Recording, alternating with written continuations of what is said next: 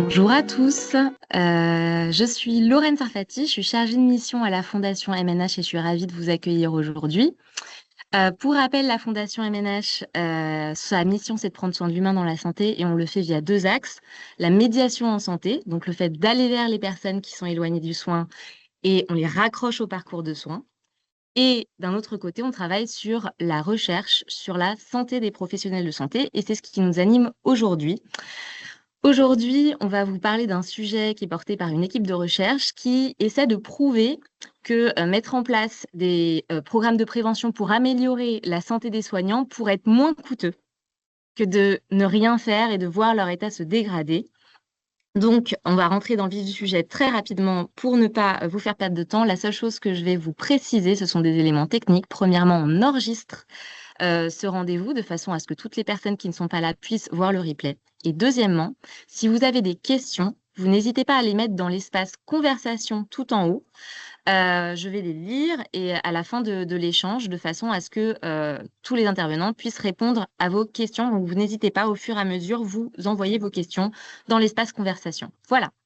Je vais laisser la main à Philippe de Normandie, qui est délégué général de la Fondation, pour nous en dire plus sur le projet qu'on traite aujourd'hui. Merci beaucoup Lorraine. Bonjour à toutes et à tous. Ravi de pouvoir partager ce moment avec vous. Effectivement, dans tous les travaux qu'on en a fait, et en particulier dans le cadre du rapport sur la santé des professionnels, j'ai pu co-rédiger avec deux collègues, on s'est rendu compte que le coût de la mauvaise santé était un sujet qui n'était pas connu, aussi bien dans les établissements sanitaires que médico-sociaux, et aussi bien que ce soit le secteur privé, établissements privés à but lucratif ou les établissements publics ou privés non lucratifs. Et donc, il nous a semblé indispensable de pouvoir mieux apprécier quelle était la réalité du coût de la mauvaise santé des soignants. Et pour ça, on a eu la chance de pouvoir être en contact avec une équipe de recherche extrêmement efficace de l'EHESP. Et donc, on va pouvoir vous présenter les résultats grâce à l'intervention de ces trois personnes que je vais laisser se présenter. Nicolas? Bonjour à toutes et à tous, je m'appelle Nicolas Sirvin, je suis professeur des universités en sciences économiques à l'EHESP. Ne vous fiez pas à mon accent méridional, je suis sur le site de Rennes. Émilie? Oui, bonjour, je suis Émilie Chen, ingénieure d'études à l'EHESP et je suis en charge du projet Valoris depuis les travaux préliminaires de la production de la revue de littérature et sa mise à jour, en passant par la préparation et le suivi du questionnaire, l'analyse des données jusqu'à la publication de l'étude. Merci. Catherine? Oui, bonjour, Catherine Raffray, je suis cadre de santé au CHU de Rennes et je vais faire l'introduction pour vous donner envie de répondre à ce questionnaire.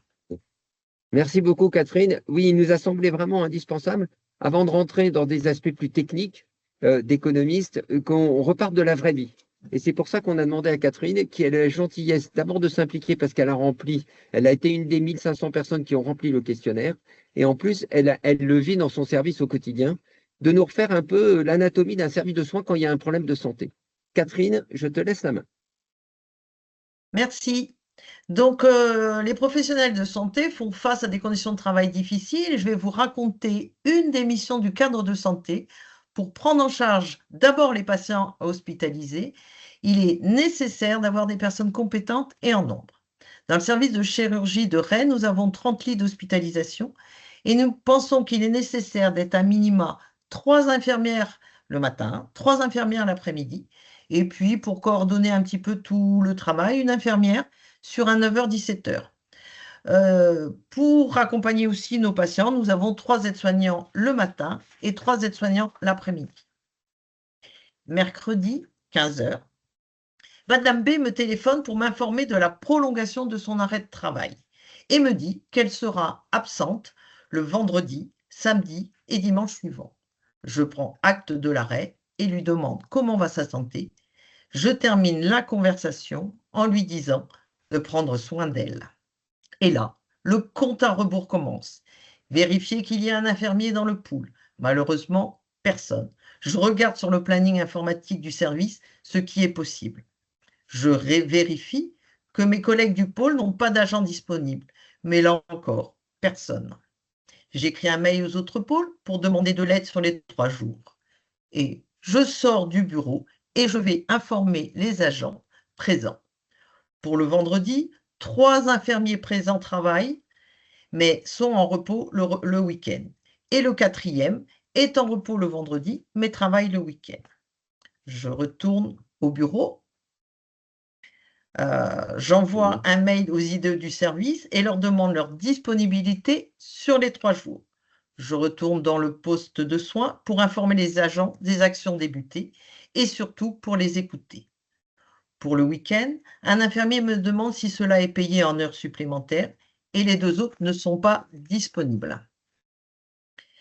Je rappelle les règles de l'institution, pas d'heures supplémentaires sur les prolongations. Je ressors du poste de soins, mais j'attends le groupe dire, voilà, nous allons encore passer un week-end difficile. C'est toujours pareil. Et puis, elle est toujours malade. Je continue mon chemin et me réinstalle dans mon bureau. J'attends des réponses. La fin de ma journée de travail s'approche et je n'ai rien. Jeudi matin, arrivé dans le service, je suis interpellée par l'équipe qui commence à être stressée par le manque sur la fin de semaine. En parallèle, je demande à 2 collègues d'orthopédie de voir dans leur équipe si un des infirmiers serait disponible pour revenir travailler. Vers 14 h, un collègue d'un autre pôle propose une solution, un infirmier pour le vendredi. Ouf, je suis un jour sur les 3 de remplacer, il me reste toujours le week-end et je n'ai rien. Vendredi matin, validation par la collègue, Vendredi matin, validation par la collègue de l'autre pôle, un infirmier nous est prêté pour l'après-midi. Je vais directement le mettre sur le planning papier et prévenir l'équipe du nom de l'agent qui sera présent et d'où il vient. Ma collègue gérant l'équipe du pool me dit avoir une réponse positive. Un IDE peut revenir travailler le week-end, mais en 8 heures au lieu de 12. J'attends 14 heures pour prévenir l'équipe et là j'entends. Moi aussi, je suis malade. Je suis venue pourtant aujourd'hui pour ne pas laisser mes collègues, mais je serai peut-être pas là demain. J'écoute les doléances de l'équipe, je leur demande ce que je peux faire, même si je sais que mon champ d'action est faible. Je leur propose de valider ensemble les activités qui peuvent être renvoyées à plus tard, comme certaines traçabilités. Nous prenons ensemble la liste des patients présents et surtout, nous rediscutons des soins indispensables. La préparation des patients pour aller au bloc, les traitements médicamenteux, la prise en charge de la douleur. Il est parfois très difficile d'accompagner ces équipes, car même si elle est motivée et si elle est rarement en manque de personnel, je sens une baisse de motivation et plus particulièrement pour toutes les demandes autres que les prises en charge. Merci. Merci beaucoup, Catherine. C'était indispensable que tu puisses nous éclairer parce qu'on se rend compte qu'il y a le coût direct et puis il y a tous ces coûts indirects d'impact quand quelqu'un ne peut pas être là pour des problèmes de santé. Et j'en profite juste, une petite question. Tu as rempli le questionnaire. Ça a été compliqué pour toi ou pas? Non, alors le sujet, déjà, quand je l'ai reçu, le sujet m'intéressait, donc forcément, je l'ai ouvert. Et là, bah, très facile, très rapide, pas de questionnement autre que de répondre et de dire la vérité. Très bien. Eh bien, écoute, merci beaucoup, Catherine. Et donc, on va rentrer dans le vif du sujet parce qu'on a introduit à travers ce questionnaire, mais ça a permis de construire comment vous avez pu évaluer le coût de la mauvaise santé. Donc, Nicolas, tu enchaînes pour nous présenter cette étude absolument incroyable. Merci Philippe. Écoute, le point de départ, c'est en effet le rapport que tu as co-écrit avec tes 2 collègues et que je cite ici, qu'on appelle le rapport Bataille-Ambert, en 2023, qui met en évidence, comme tu l'as annoncé, en effet, un vrai problème de santé publique au niveau des soignants dans les établissements de santé, qu'il s'agisse des établissements qui pratiquent médecine, chirurgie, obstétrique, mais aussi dans ce qui nous intéresse aujourd'hui, des établissements médico-sociaux.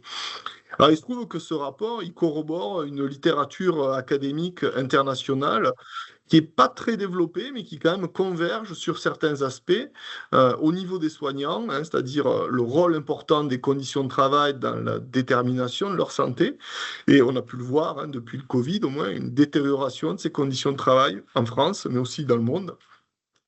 Le fait que eh bien, la charge de travail qui repose sur les soignants puisse conduire à ce qu'on appelle de l'absentéisme, c'est-à-dire pour raison de santé, c'est que le soignant ne se présente pas au travail parce que il ne peut pas, et même ce qu'on appelle du présentéisme, c'est-à-dire que le soignant se présente au travail alors que son état de santé nécessiterait eh bien, qu'il reste chez lui ou qu'il soit hospitalisé.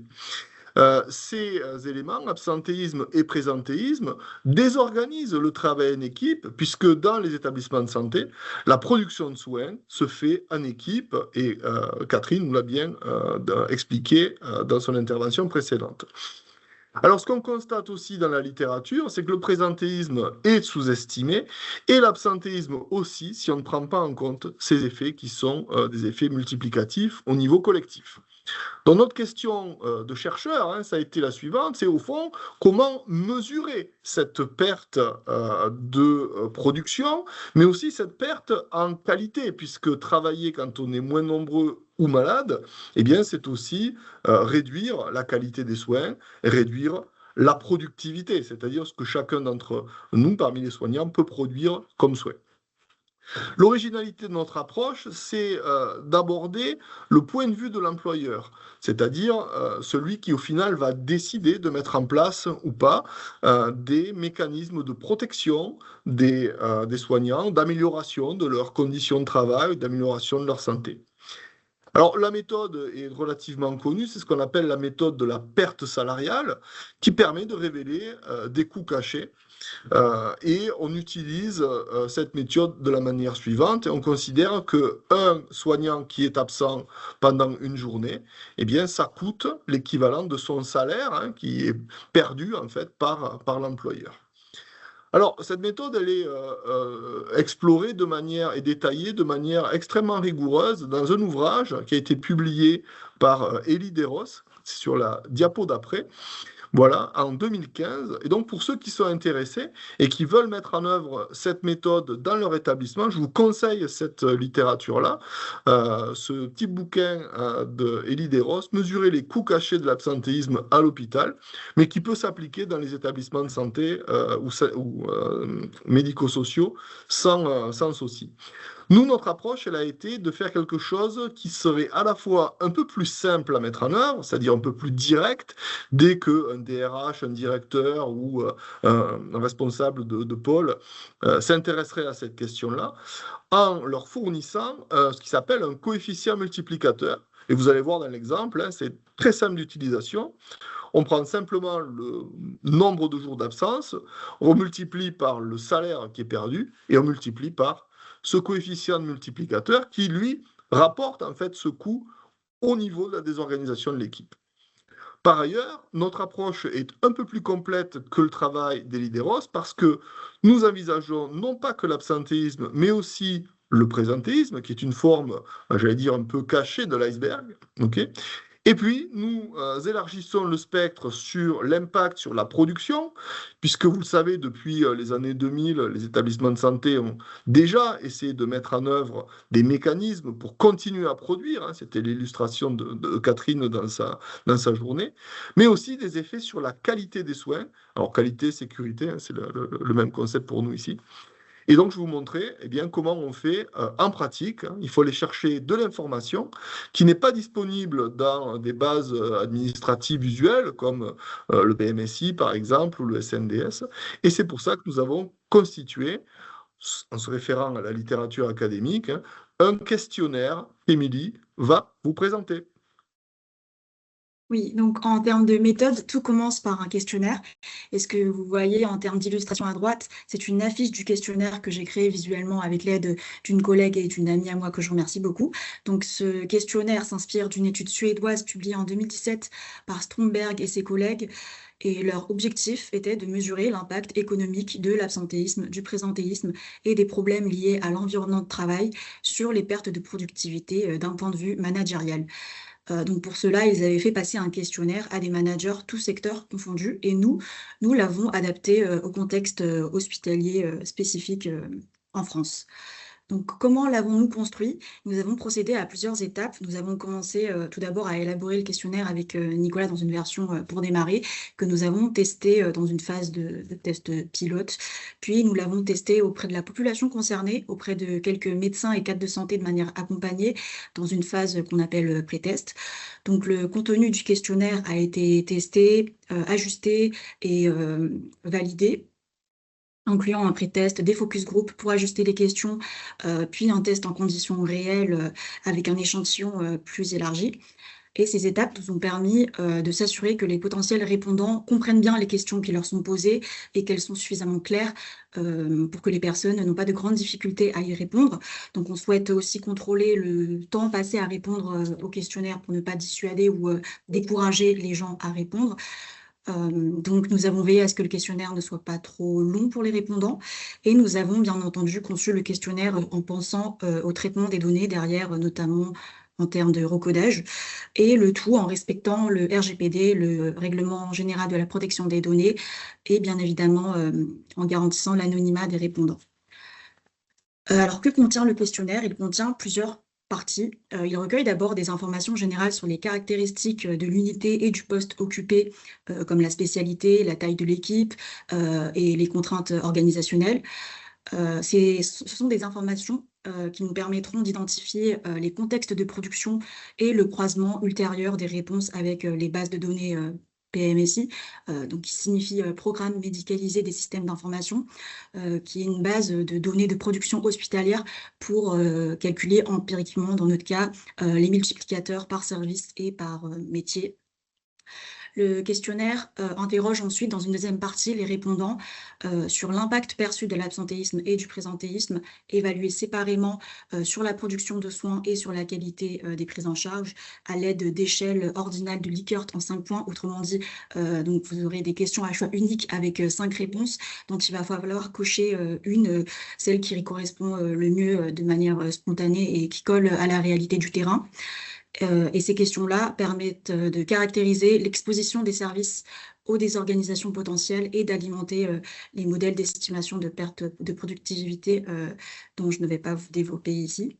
Enfin, le questionnaire comprend des questions sur les facteurs d'environnement de travail.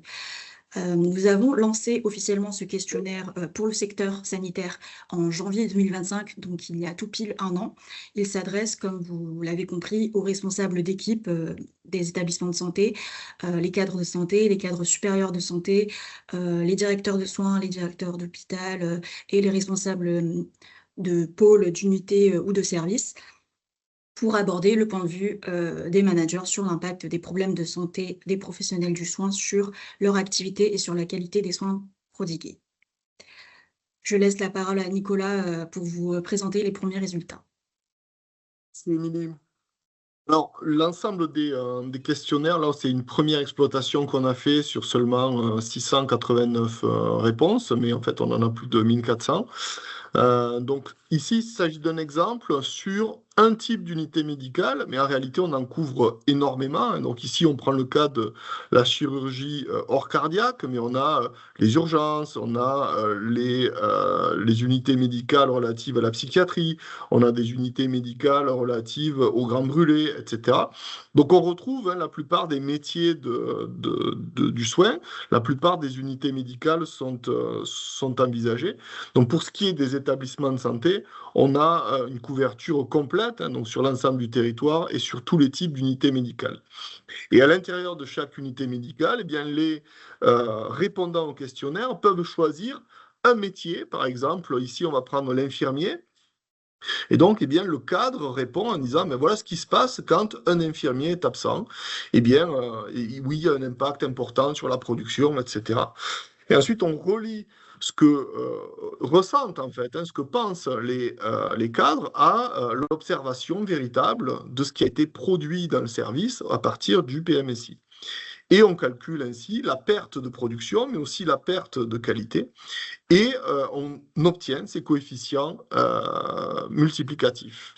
Alors, vous voyez qu'ils sont tous supérieurs à 1, c'est-à-dire que, par exemple, 1,59 pour la production liée à l'absentéisme, ça veut dire lorsque un infirmier est absent, une journée, eh bien, la production de l'équipe est affectée à tel point que le coût n'est pas simplement le coût d'un salaire perdu, mais de 1,59 fois le salaire perdu. Il y a donc un effet d'environ 60% de coûts supplémentaires lorsque l'infirmier ne vient pas parce qu'il désorganise l'ensemble du service.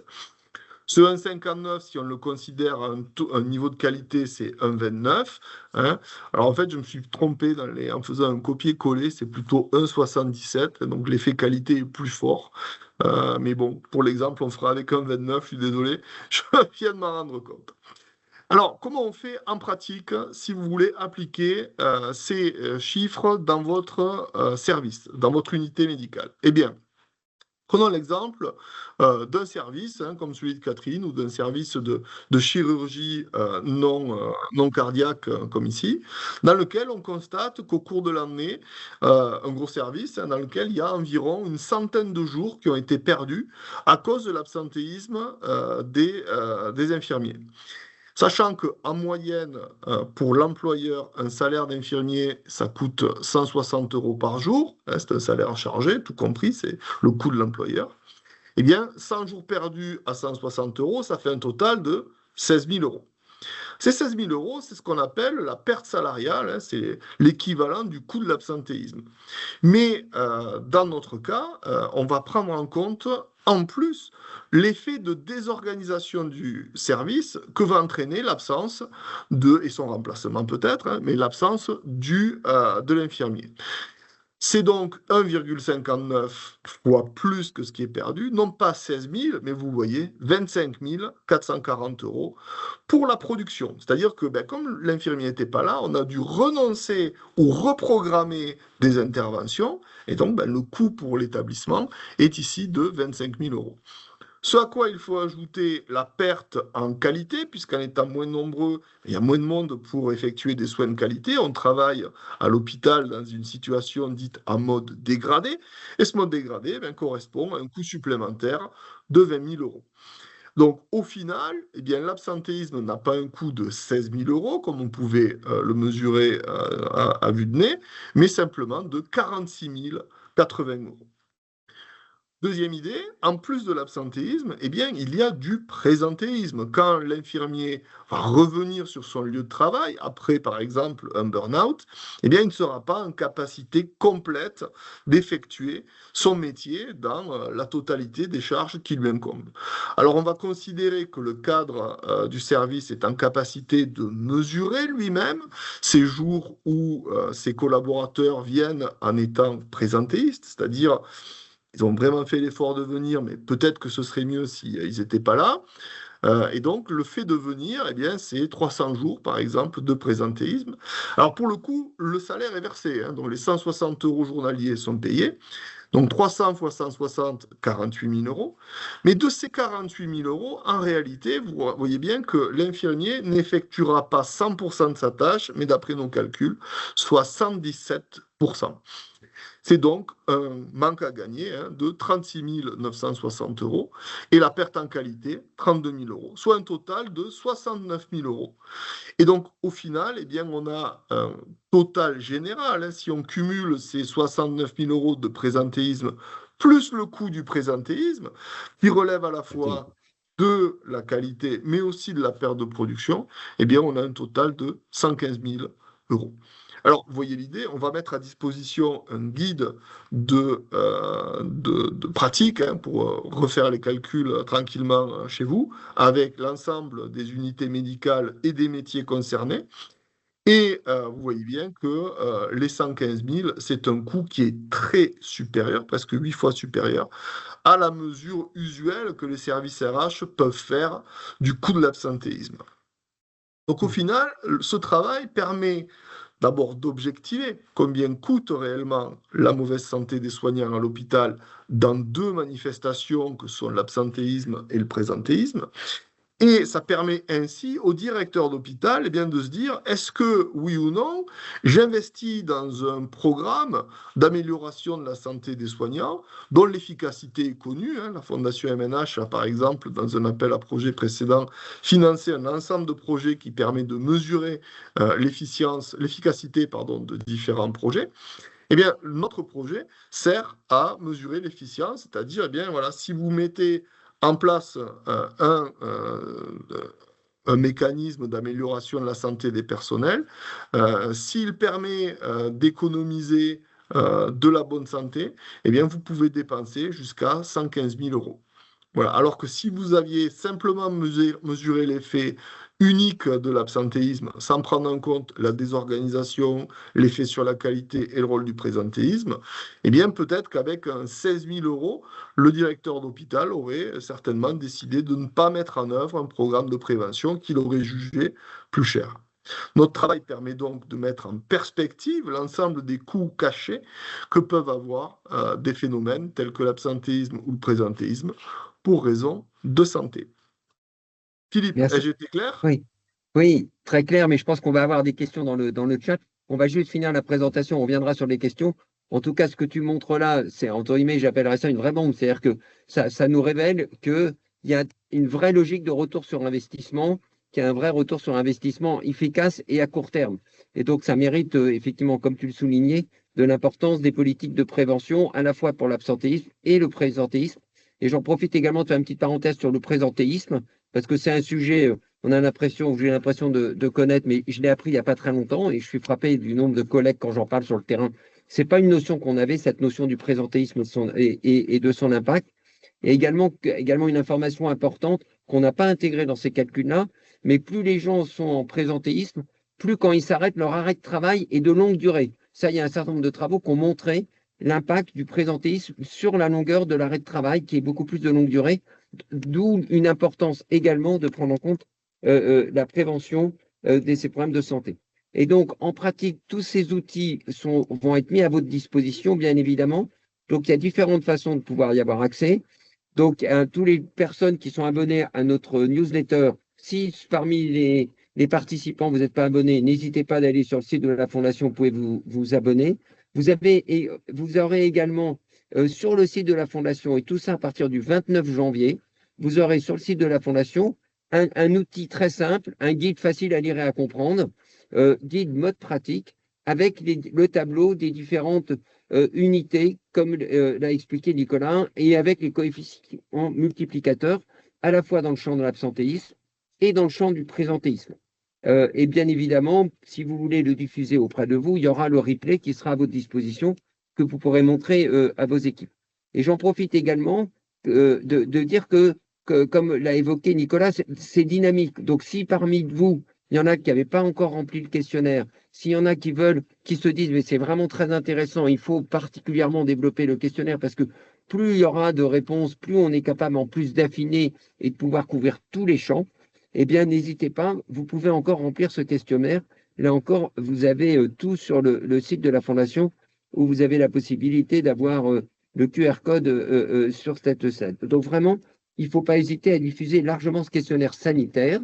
Et il y a également, et ça c'est un élément important, c'est qu'on s'est consacré plus au sanitaire, mais maintenant il y a également le champ du médico-social. Et dans le médico-social, il va y avoir un questionnaire qui a été travaillé de façon plus spécifique pour pouvoir répondre aux spécificités du médico-social. Peut-être, Émilie, tu peux dire un mot sur le questionnaire du médico-social? Oui, mais même si Philippe, tu as déjà dit la majorité des choses.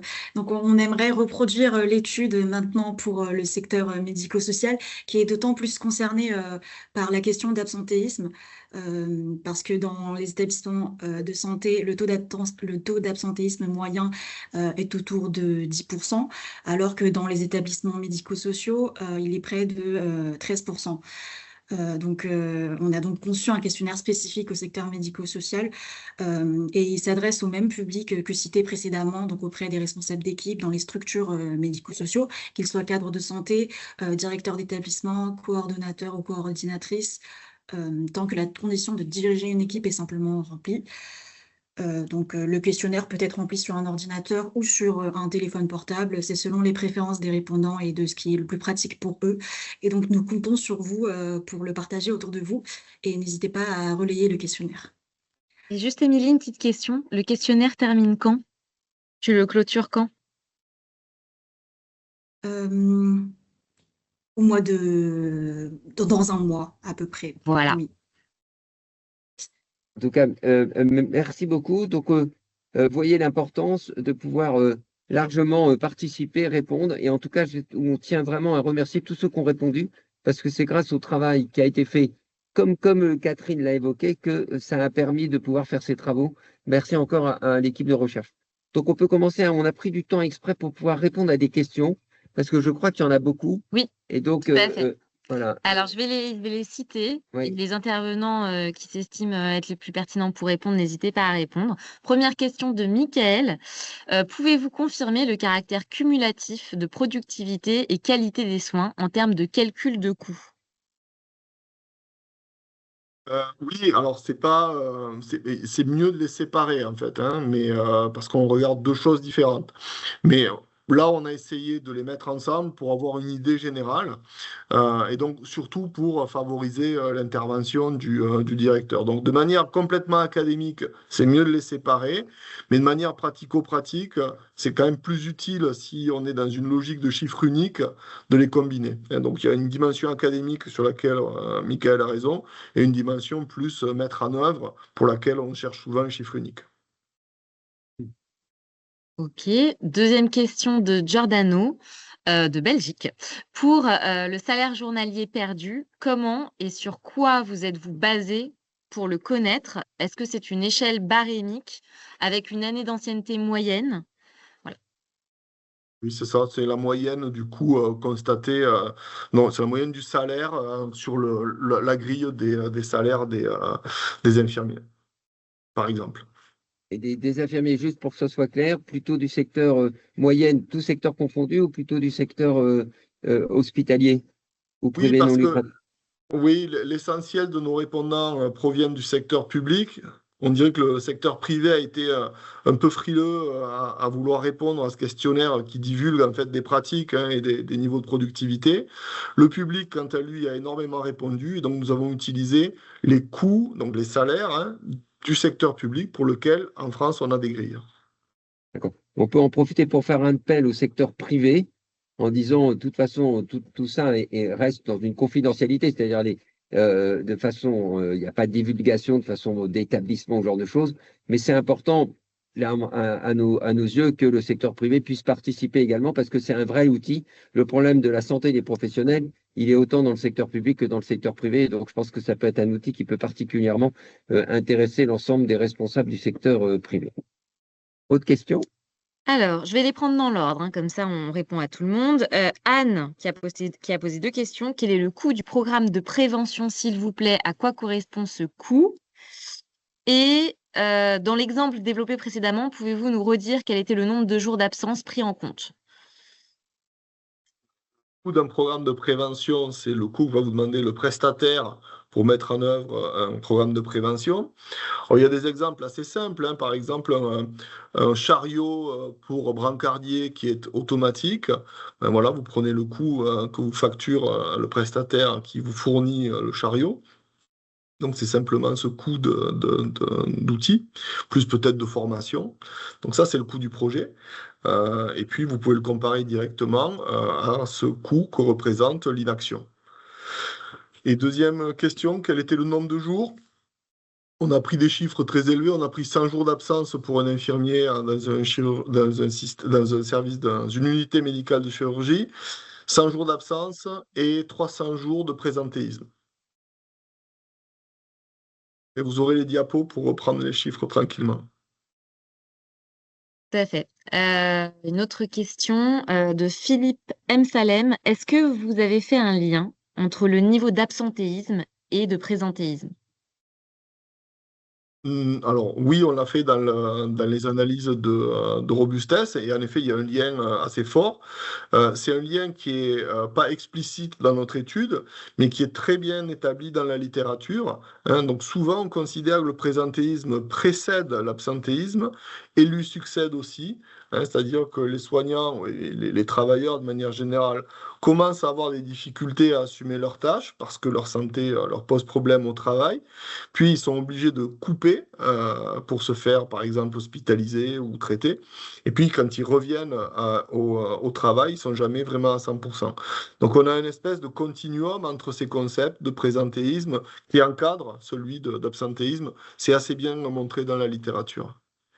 Oui, mais ce qu'on peut insister, Nicolas, parce que là encore, on le retrouve dans tous les travaux de recherche qu'on peut faire au niveau de la Fondation, c'est que cette notion du présentéisme, c'est un sujet qu'on n'a pas forcément pris en compte collectivement, et de pouvoir considérer que c'est un signal faible, mais extrêmement fort sur l'absentéisme.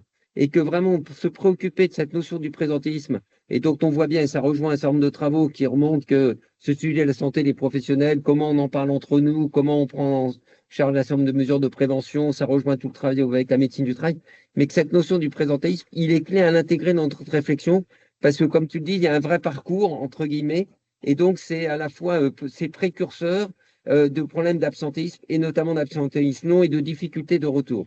Et donc vraiment, c'est une notion forte qu'il va falloir qu'on continue à creuser, et je tiens à signaler notamment qu'il y a un travail qui est en train de se faire par un de nos collègues infirmiers, sur les comment, dans un service, je peux facilement pouvoir mieux identifier ces notions de présentéisme pour faire en sorte que l'on puisse avoir des outils là encore simples pour aider les cadres, quels qu'ils soient, pour pouvoir mieux évaluer et pouvoir parler de ce présentéisme et de pouvoir mettre en place les mesures.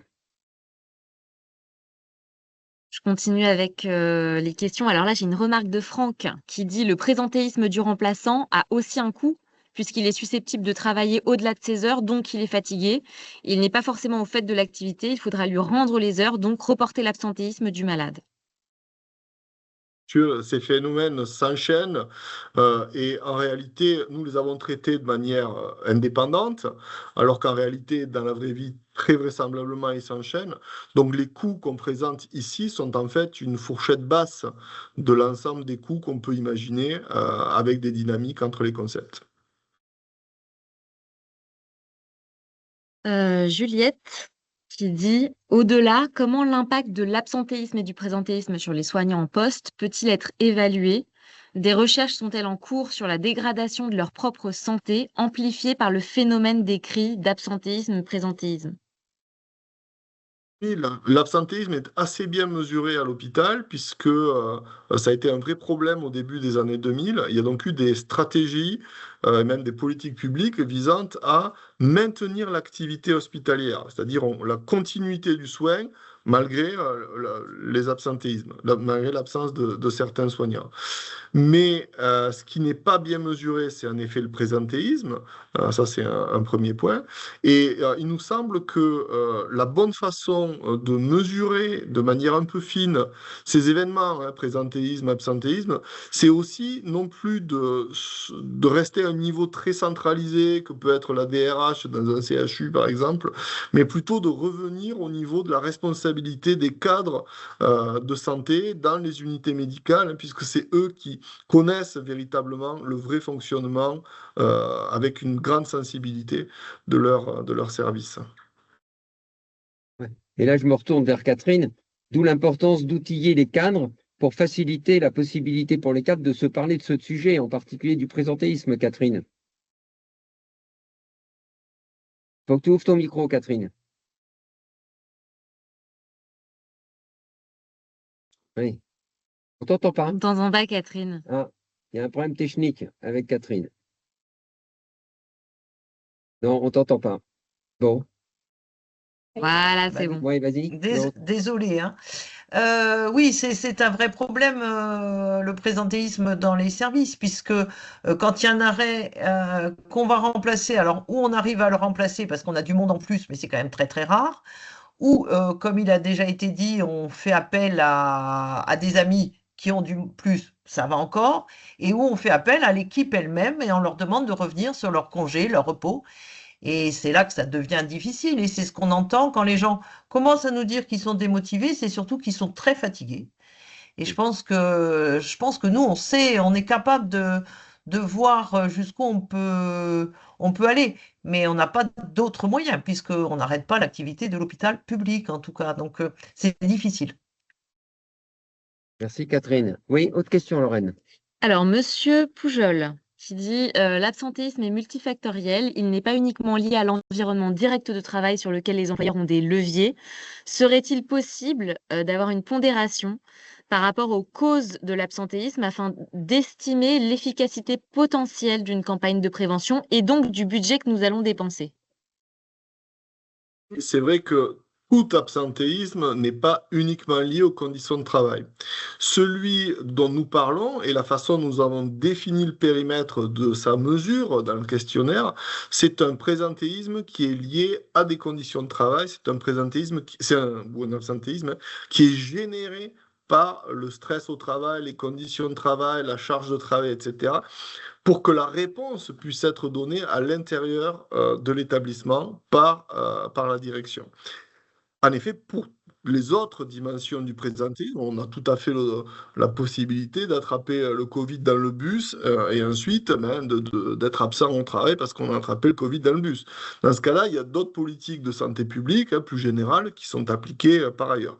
Ce qui nous semblait manquer aujourd'hui, c'était une prise de conscience du coût réel à l'hôpital par le chef d'établissement, en fait, hein, et aussi de ses impacts au travers du présentéisme. Et peut-être, je me permets de compléter, de faire un lien, parce que il y a eu on voit bien que les risques professionnels sont une source, effectivement, de ce présentéisme ou de cet absentéisme. Et j'en profite pour vous rappeler qu'il y a eu un énorme travail qui a été développé d'une base de données qui s'appelle Soignance. Vous avez ça sur le site de la Fondation, Soignance, SONJNCES à la fin, qui vous permet de pouvoir connaître quel est le poids des risques professionnels en fonction de nos différents métiers, en fonction du type d'établissement dans lequel on travaille, en fonction de la taille de l'établissement.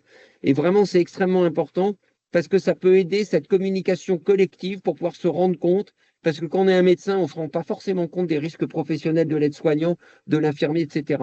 Et que si on veut pouvoir prévenir une partie de ce présentéisme dû à nos problèmes d'organisation et de risques pro, c'est important qu'on puisse partager entre nous les risques pro. Donc n'hésitez pas, ceux qui nous écoutent, Soignance est une base de données, là encore en open source, extrêmement intéressante et à votre disposition. Elle a été faite par une équipe, par plusieurs équipes de recherche, et en particulier l'équipe du professeur Descatin, INSERM à Angers.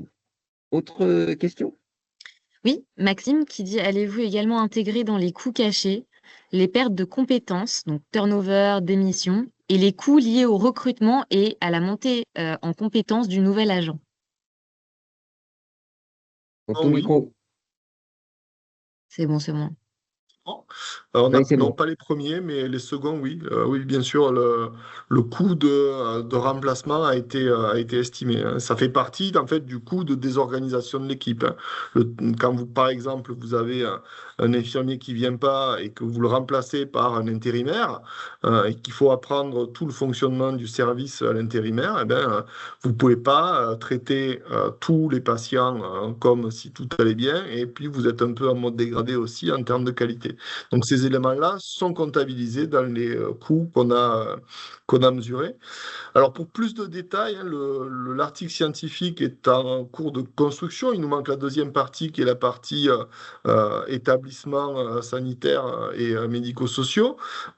Et dans ce cadre-là, on publiera le papier une fois que ces aspects-là auront été mesurés dans un journal, dans une revue académique. Alors certainement quelque chose comme économie et statistique ou enfin, des revues de l'INSEE. Ou santé publique, enfin je ne sais pas encore où on va soumettre, mais ce sera sur le site de la Fondation et vous serez informé par la newsletter de la publication. Alors c'est toujours un peu long, mais voilà, on aura tout publié, on est vraiment dans une démarche scientifique, quoi. Mais il y a un facile à lire et à comprendre qui sera sur le site de la Fondation en attendant la publication même de l'article. Et merci encore à Nicolas et Émilie d'avoir accepté que l'on puisse vous mettre à la disposition, donc dès le 29, ces outils qui vous permettront d'avoir la grille et, je rappelle, le facile à lire et à comprendre Parce que finalement, quand on rentre dans tous les calculs, etc., moi qui suis orthopédiste au début, j'étais un peu perdu parce qu'effectivement, c'est de l'économie très, voilà, c'est touchy. Il faut s'accrocher, donc il y a un facile à lire et à comprendre.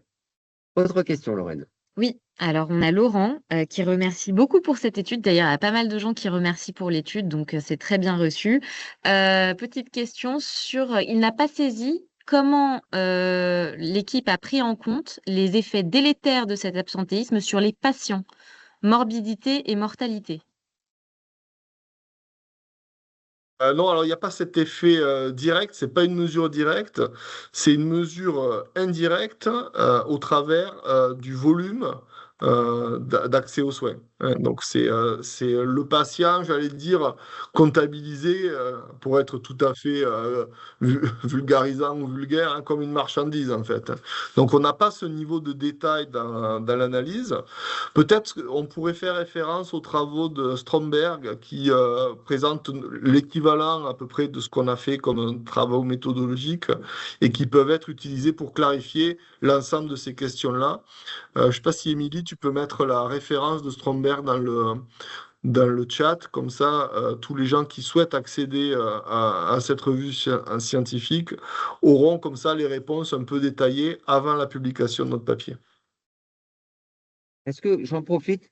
Quel est le pays en Europe qui, sur ces sujets du coût de la mauvaise santé, vous a paru comme étant le leader, où tout le monde est à la traîne sur le sujet? Assez peu sur la base du coût des soignants. La Suède est le seul pays en Europe sur lequel ce type d'étude a été mené. Et je dirais que la France, avec le rapport Bataille-Imbert que tu as co-signé, Philippe, est aussi un pays qui est très en avance sur ces questions, en tout cas qui commence à se les poser. Merci. Oui. Alors, on a une question de Christelle. Sur quelles données vous basez-vous pour les ESMS qui ne disposent pas de PMSI? Oui, ben dans ce cas-là, c'est ce qu'on va faire. Hein. On va travailler euh, avec les dotations globales, en fait, hein, sur les établissements de santé mentale. Et donc, on a un équivalent de nombre de patients par dotation globale. Donc, c'est pas aussi précis, évidemment, que ce que nous donne un PMSI, mais c'est une approximation qui est relativement satisfaisante. C'est en tout cas standard dans la littérature. Quand tu dis santé mentale, c'est en fait le champ du médico-social, Oui, quel c'est que ça, soit oui, voilà, quels que soient les objectifs de la structure médico-sociale. tout à fait. Autre question de Philippe. Suite à la réponse de Monsieur Sirven, comment distinguez-vous un absentéisme dû aux conditions de travail et celui dû à d'autres facteurs? Les deux types de facteurs s'additionnent très souvent. Oui, alors on utilise un modèle statistique en fait dans lequel on essaie de mettre en corrélation le taux d'absentéisme avec les conditions de travail qui sont rapportées par le cadre de santé qui répond.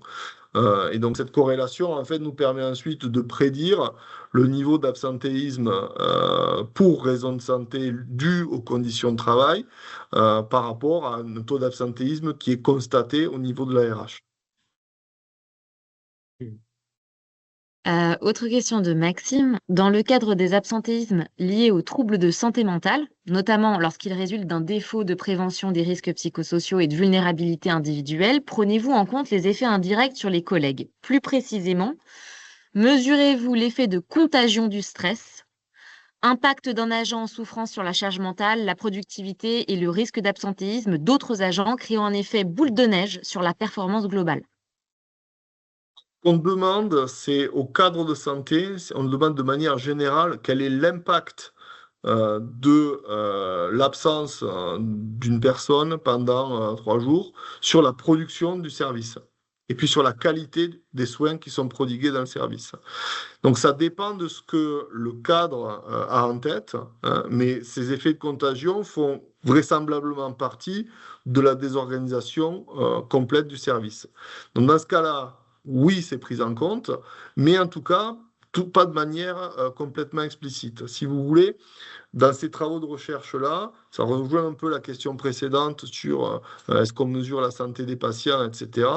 On ne peut pas avoir une base de données avec 100 000 variables au niveau du patient pour voir tous ces effets-là, hein. On a un questionnaire qui dure une dizaine de minutes, donc on se repose sur l'expertise du cadre de santé. Et ça va aussi dans la logique d'utiliser cette expertise qu'ont les managers à l'hôpital pour révéler leurs propres informations. Voilà un peu la limite de l'étude. Oui, elle a une limite, mais dans tous les cas, ce qu'on voit apparaître, c'est qu'il y a un coefficient multiplicateur qui fait que de toute façon, ça coûte beaucoup plus cher qu'on nous pense. Enfin, si je devais le résumer, et donc de toute façon, il y a un vrai retour sur investissement. Je pense que c'est encore un sujet important à pouvoir préciser. Il nous reste 5 minutes pour les questions. Oui, on en a quelques-unes encore, on Voilà. n'en prendra pas plus. J'ai déjà noté celles qui ont été citées. Donc, Maxime, y a-t-il des études sur le niveau de conscientisation de ces problématiques humaines et financières au niveau des directions d'établissements et des administrations? La notion de retour sur investissement, de plan de prévention, est-elle bien culturellement intégrée? Bon, je vais parler pour ma boutique, hein, mais oui, à l'EHESP, nos élèves directeurs d'hôpital, D3S, etc., donc tous nos cadres de santé subissent l'intervention de nos chercheurs qui viennent présenter ce type de travaux. Donc oui, c'est un sujet dont on parle très régulièrement dans nos formations initiales, mais aussi dans nos formations continues. Mais ce qu'on peut dire quand même, Nicolas, et on l'a bien vu dans le cadre du rapport et des différents travaux, c'est que c'est une dynamique assez récente que finalement, collectivement, on prenne en compte de ce sujet et on le porte. Et j'en profite encore de remercier notamment Isabelle Richard, la directrice, parce qu'il y a une vraie volonté là aujourd'hui de l'EHESP, mais comme beaucoup de structures, de se dire maintenant on soulève la boîte de Pandore et puis on avance sur ce sujet de la santé des professionnels, d'où l'importance de ce travaux qui nous permettent d'avoir de l'argument concret opérationnel. Une Oui. dernière question, et si jamais il y en a d'autres, on les prendra et on répondra par écrit. On a plusieurs personnes qui posent la question, comment sensibiliser les établissements sanitaires et médico-sociaux, comment faire connaître aux directions les résultats de cette étude? Comment communiquer et valoriser ces éléments-là? C'est vous les acteurs, c'est-à-dire c'est aux acteurs de prendre leur responsabilité et de faire remonter ce type d'informations. Pour avoir un peu plus de matériaux, eh bien, il y a les documents qui sont mis en ligne sur le site de la Fondation. J'imagine que cette vidéo sera aussi représentée, donc vous pouvez vous servir de ces éléments-là pour les faire remonter aux directions. L'idée, c'est à partir d'un moment en santé publique, une fois que la preuve scientifique est portée, le reste, ça relève du militantisme, hein. Il faut amener les sujets. Donc nous, on le fait dans cet ordre, hein. On fait d'abord la science et après le militantisme. C'est mieux que dans l'autre sens.